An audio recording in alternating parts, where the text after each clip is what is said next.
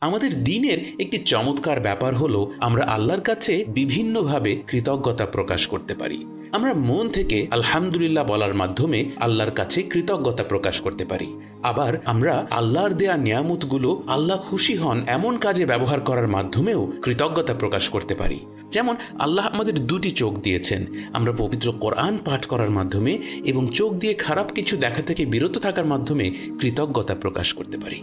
আল্লাহ যাদেরকে ভালো লেখার হাত দিয়েছেন তারা সবসময় ভালো কথা লিখে লেখালেখির মাধ্যমে দিনের খেদমত করে, মানুষের খেদমত করে কৃতজ্ঞতা প্রকাশ করতে পারি। যাদের অর্থ সম্পদ অনেক রয়েছে তারা বেশি বেশি দান সাদাকা করতে পারি। যেই বিষয়ে দক্ষ সেই দক্ষতা আল্লাহর সন্তুষ্টির জন্য কাজে লাগিয়ে আল্লাহর সেই নিয়ামতের জন্য কৃতজ্ঞতা প্রকাশ করতে পারি। কিছুক্ষণ ভেবে দেখুন আপনি কোন কাজটিতে এক্সপার্ট। এবার ভেবে দেখুন সেই দক্ষতা কিভাবে আপনি আল্লাহর সন্তুষ্টির জন্য ব্যবহার করতে পারেন।